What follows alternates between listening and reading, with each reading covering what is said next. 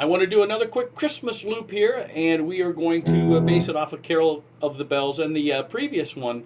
Both of these are really based off of a Trans-Siberian Orchestra tune. It's just really fun to play, especially this time of year, obviously.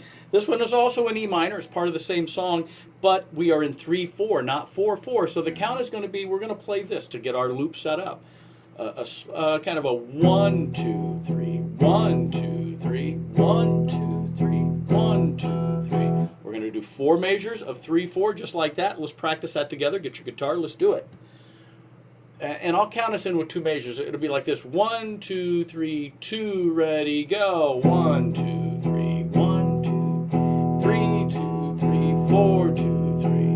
And that'll be it. And remember, one thing that's going to help our looping is as you stop the looper with your foot. Keep playing like it's not even there with your right hand. And once you hear hopefully the loop as it starts to kick in or starts to loop, obviously again, start to play right along with it and see if you can sound like one guitar. I'll do it when I set this triplet loop up. So I'm going to set my loop up. Once I've done this, you watch me. Again, pause the video, try it at home. Let me make sure this is empty. Hopefully it is. If not, I'll have to start over. Here we go. I'll do it for myself here with my looper. 1, 2, 2, 3, 3, 2, 3, 4, 2, 3, 1, 2, 3, 2, 2, 3, 3, 2, 4, 2, 3, 1,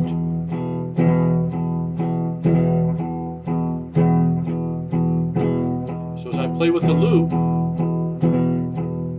I'm really listening to the original part I laid down. It's hard to do and talk at the same time.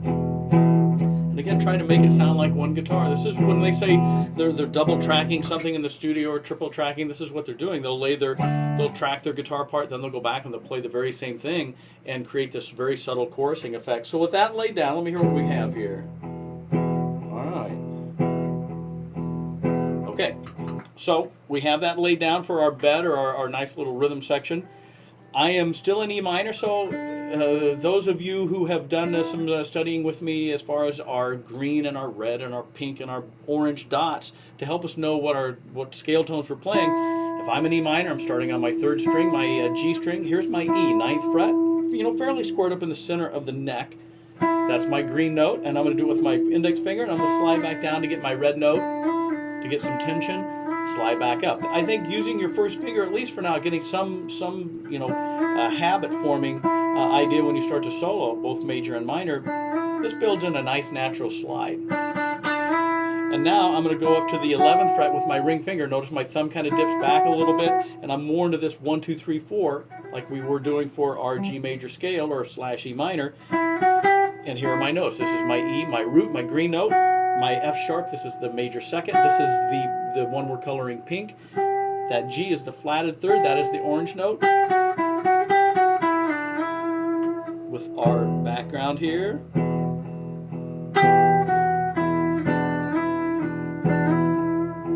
So I'll put this over the top.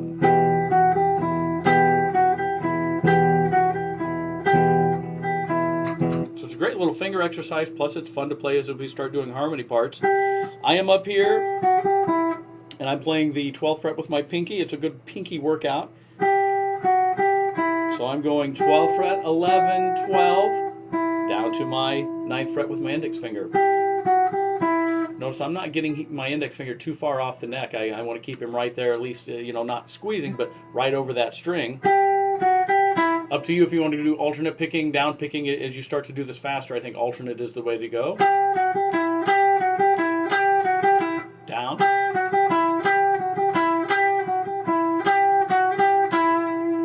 So I'm going to lay that down. I'll practice 3, 4.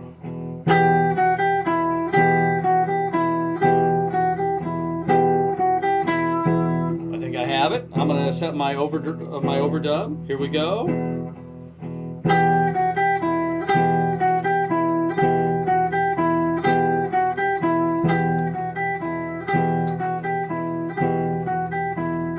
So I have 2 parts going. I'm going to play the harmony part and then we'll talk about it. I'll wait till we circle around here.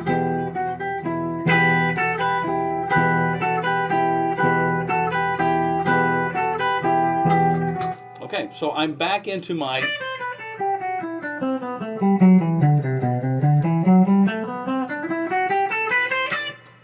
My 7th position, C shape, G major scale / E minor scale. And what I'm playing, I'm starting with my index finger at the 7th fret, high E string. With my pinky, I'm grabbing the 10th fret of my B string, that is an A. With my middle finger to finish it off, I am grabbing the 8th fret, that is a G. Same rhythm as our first line. We're trying to make it sound like two guitars, kind of a twin lead thing.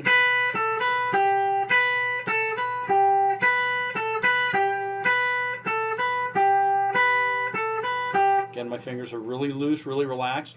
Get that under your fingers. I'm going to overdub it here. I'll let this play. I'll practice once. Practice, here we go.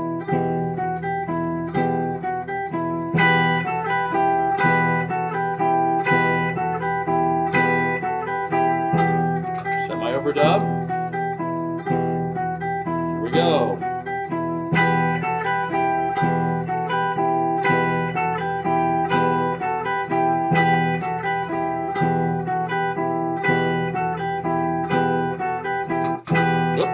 Let me stop that. So I've got 3 parts, a nice full sounding little loop here. If that's too fast to get this going on your fingers, slow it down. Go back and set your initial loop at this pace or this speed. 1, 2, 3, 2, 2, 3, 3, 2, 3, 4, 2, 3. That way you, and then just gradually start to bring the speed up. I want to start doing the main part in octaves. I'll lay a few more down, but not only am I thinking in octaves, this is a good chance to look at your neck, look for your E notes. And if you can find it with your first finger, like this E right here, then all the notes, if I start thinking one string at a time, the guitar is very relative. It's the same thing. I could come down here. Here's an E. Oh, sorry. Here's an E. Here's an E.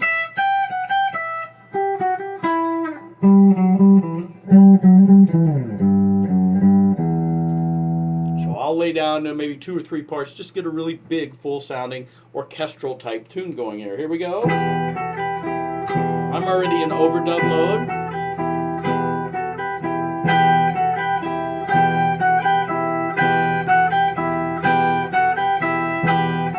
Come down here.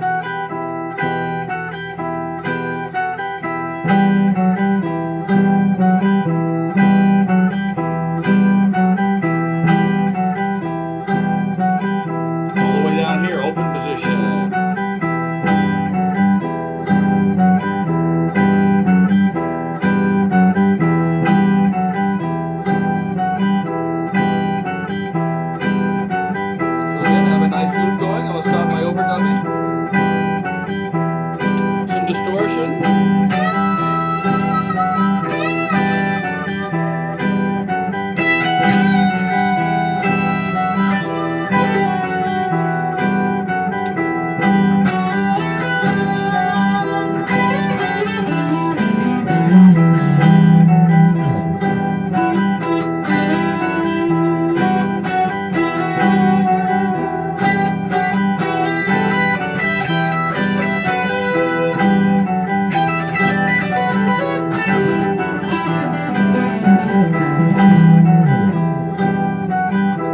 Again, some ideas what you can do once you get that laid down.